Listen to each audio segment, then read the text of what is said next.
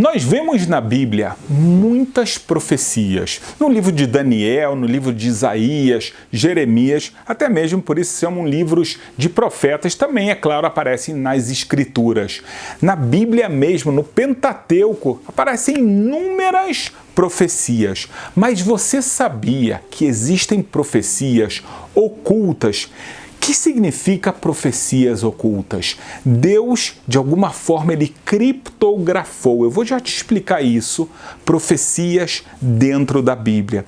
Nós temos que entender algo. Deus é o Criador do universo todo. Como Criador, ele conhece toda a história da sua criação. Veja bem, isso não afeta o nosso livre-arbítrio. Deus dá o livre-arbítrio para o ser humano, mas a forma como Deus sabe o que vai acontecer não depende de tempo, porque ele é o Criador do tempo. Então, na sua Bíblia, o livro da sua expressão, do seu conhecimento, da sua sabedoria, Deus, por um lado, ele coloca coisas explícitas, preceitos explícitos, ao mesmo tempo, ele coloca mensagens criptografadas para o futuro, para que as pessoas saibam se preparar um pouco para o que vai vir, até mesmo para a pessoa poder ter certeza que a Bíblia não é uma invenção humana, e sim algo divino. É importante para você entender essas profecias ocultas, criptografadas, entender algo.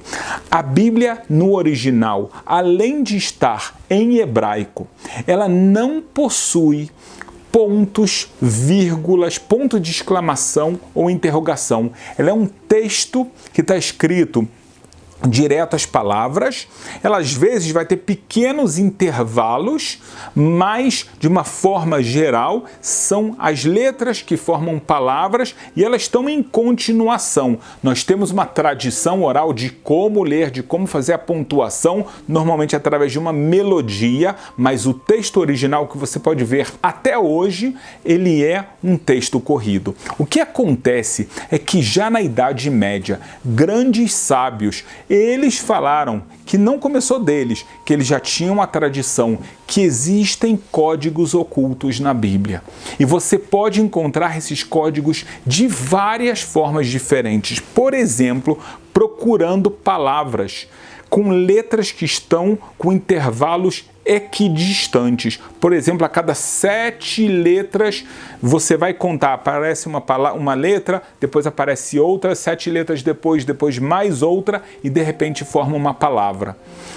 Você pode me perguntar, mas calma aí, se eu pegar um livro qualquer, não vai acontecer a mesma coisa? Se eu pegar o jornal, não vai acontecer a mesma coisa? Eu também não vou encontrar códigos ocultos que na verdade não têm o menor significado? A verdade é que você irá encontrar. Porém, há duas grandes diferenças. A primeira diferença é a quantidade de códigos que você vai encontrar e muitas vezes mesmo a repetição do mesmo código de uma forma que já foge à estatística normal. Número 2, se você encontrar algo em qualquer livro, então você sabe que é o acaso. Mas se você encontrasse uma mensagem que fala exatamente na parte do livro que toca sobre um tema, lá você encontrasse o código, aí você entende que isso aqui provavelmente não é coincidência. Vou te dar um exemplo. Se você busca na parte da Bíblia que fala, e haverá um dia, Deus está falando no Deuteronômio para Moisés. Moisés, você um dia irá morrer.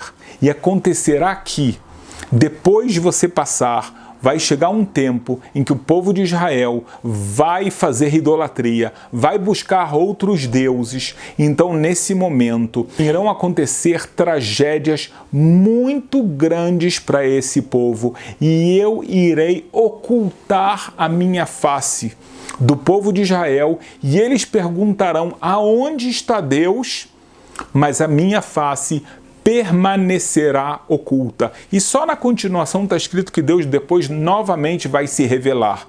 Se você encontra exatamente nessa parte da Bíblia que fala sobre um castigo terrível, mortes terríveis e o ocultamento da face de Deus, aqui você encontra codificado a palavra, o holocausto em hebraico, que significa Hashoah, com intervalo de 49 letras. Entre uma letra e outra, você entende que isso aqui não é coincidência.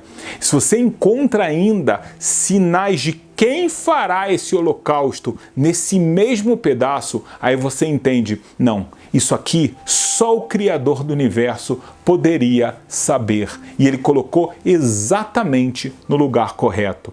É interessante que os próprios códigos da Bíblia já aparecem codificados na Bíblia. Veja esse trecho que eu vou te mostrar agora. Você pode ver que aparece a palavra Murshav, ou seja, através do estudo da programação em computador, porque a ideia dos códigos foi que pegaram a Bíblia, colocaram texto bíblico no computador de uma forma direta, sem nenhum intervalo, e assim fizeram um programa para procurar esses códigos. E veja o que aparece. Então aparece, por um lado, que isso vai ser encontrado num programa de computador, e a gente vê que está escrito que será uma escrita divina, uma escrita de Deus, esculpida nas tábuas.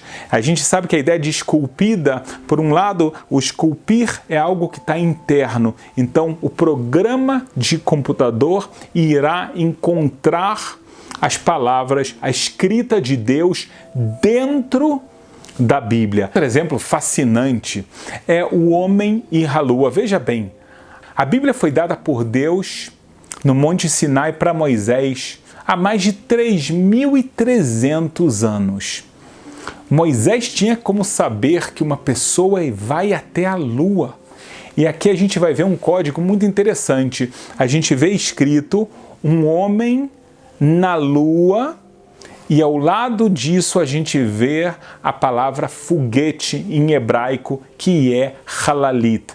Ish Bayarer, o homem na lua, e ele vai ter um foguete. Essas palavras aparecem, por um lado, com um intervalo equidistante perfeito e uma palavra do lado da outra. Seria coincidência? Um outro exemplo muito atual, que há alguns anos atrás seria impossível pensar, por outro lado, parte já aconteceu e acho que tem uma parte por vir, é a queda da Rússia comunista. Mas é interessante que a gente sabe que os países comunistas mais famosos que nós conhecemos hoje em dia, né? A gente conheceu a União Soviética, a Rússia, por outro lado a gente conhece a China. São as duas maiores potências comunistas. E você vai ver agora, nesse código, escrito a palavra Rússia, e você vê a palavra comunismo, que vai cair.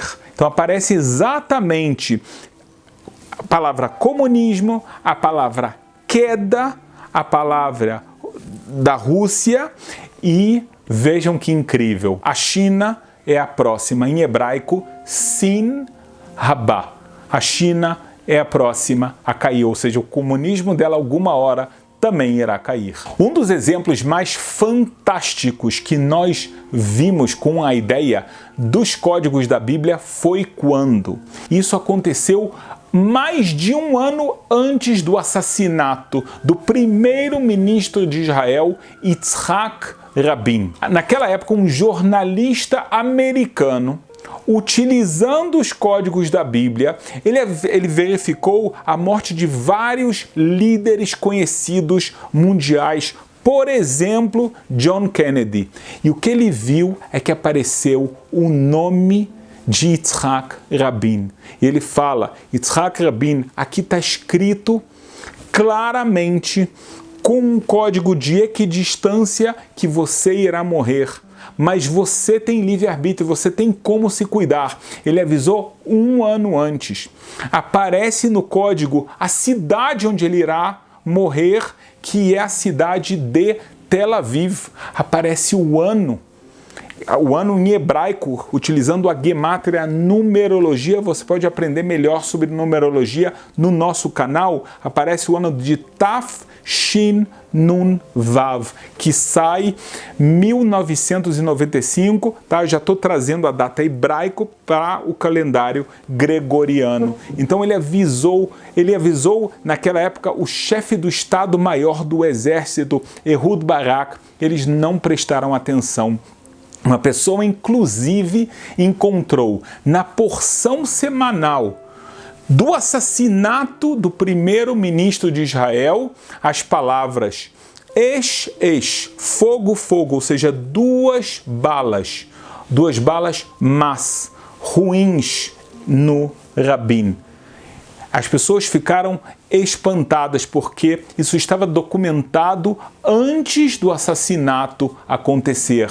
Uma pena que o primeiro-ministro não deu bola para essa advertência e acaba que os códigos da Bíblia acabaram mostrando exatamente aquilo que teria que acontecer. E se a gente fala de assassinato, a gente sabe que um dos maiores assassinos da história da humanidade foi Hitler. E aparece, é claro, o nome dele. Como é que aparece? Aparece o nome dele, como você pode ver na figura. Aparece que ele é um homem mau. Aparece a palavra hebraico que significa genocídio, e também aparece o nome do partido dele e dizendo que é um inimigo. Então aqui a gente vê todas essas palavras no mesmo texto bíblico. Isso seria coincidência? Agora, se a gente fala de líderes mundiais, é interessante. Antes das eleições de muitos anos atrás, aparece o código de quem será o presidente naquela época dos Estados Unidos, que será o Clinton. Aparece a palavra, o nome dele, Clinton, e no nome dele aparece a palavra Nassi, que significa presidente. Então, Deus já deu para a gente a dica naquela época que Clinton, ele será o presidente dos Estados Unidos. Se a gente está tratando de profecias, a profecia, então a gente vê profecias que já aconteceram, como eu acabei de mostrar, coisas fantásticas. A gente tem outros exemplos, mas uma das coisas mais fortes, até um pouco assustador, são as profecias dos últimos tempos. As profecias que falam, por exemplo, da guerra de Gog e Magog. A gente tem no canal mais de um vídeo sobre esse tema, vale a pena você dar uma olhada, mas nós sabemos que em algumas partes da Bíblia, em Zacarias, em Isaías, a Bíblia fala pra gente de uma guerra que será comandado por Gog, o rei de Magog, e esse rei, ele reunirá um exército muito grande, e esse exército, ele vai buscar fazer uma guerra gigantesca, com um poderio militar terrível, e que o número de mortes nessa guerra, ele surpreende, ele vai além de qualquer imaginação. E a gente fica pensando, mas como isso poderia acontecer? Então, num passado um pouco mais distante, as pessoas realmente pensavam somente num exército muito grande, em guerra de espadas, em guerra como era feita anteriormente, com catapultas, etc. Mesmo quando o mundo se desenvolveu mais, infelizmente o poderio bélico também se aperfeiçoou. Então, o ser humano começou a entender que você tem canhões e que você agora tem revólver, depois você tem espingarda e assim por diante. Mas quem poderia dizer que o ser humano iria criar armas capazes de, infelizmente, causar a morte de milhões de pessoas em poucos instantes? O único que poderia dizer isso é exatamente o texto bíblico. E aqui a gente vai ter temos alguns exemplos disso que aparece na Bíblia. A Bíblia fala sobre o código de uma guerra mundial, Milchemet Olam, e no mesmo trecho aparece que isso acontecerá no final dos dias. E a gente já teve 2 guerras mundiais e esperamos que a gente não tenha outra. Também aparece algo terrível, mais uma vez um código escrito: no final dos dias haverá um holocausto atômico. A palavra holocausto em hebraico é Shoah e atômito. Veja bem, a palavra átomo é uma palavra relativamente nova e mesmo assim você vê ela aparecendo no código da Bíblia. Também aparece em Zacarias e em Isaías que o mundo será assolado muitas vezes por pragas, por doenças que afetarão o mundo todo. E nesse momento a humanidade irá clamar pela salvação de Deus. Mais uma vez o que você vai ver escrito, no final dos dias aparece uma maguefá, pragas, doenças contagiosas e as pessoas pedirão para Deus roxá, salve-nos, por favor. No mesmo trecho, todas essas palavras. Interessante também que aparece, o que aparece no texto bíblico, que a destruição virá de Meguido. E se eu falei para você da guerra de Gog e Magog, então é claro que aparece Gog e Magog agora não só no livro dos profetas, como eu citei, no próprio Pentateuco. Aqui aparece a palavra Gog, aparece a palavra Magog, aparece a palavra que vai ser uma grande multidão, um enorme exército, que irá lutar. Aparece que Gog, ele é da terra de Magog. Aparece, a gente sabe que a profecia fala que essa maldade virá do norte de Israel. Então a gente também vê a palavra Síria durante esse código. O que a gente pode concluir de tudo isso? A gente tem muito mais códigos para mostrar, mas a gente vê aqui que a Bíblia contém profecias, como nós falamos no começo. Muitas delas estão reveladas, mas muita coisa oculta que ninguém poderia imaginar já estava previsto pelo Criador do universo, pelo Criador da Bíblia. E ele colocou isso e mais. Ele também colocou que o ser humano vai ter a capacidade de decifrar esses códigos que estão completamente criptografados e assim, quem sabe, ter a sabedoria de usar o seu livre-arbítrio de forma correta a poder somente até a bênção de Deus e não precisar passar por um holocausto atômico, por várias guerras e muita destruição no mundo.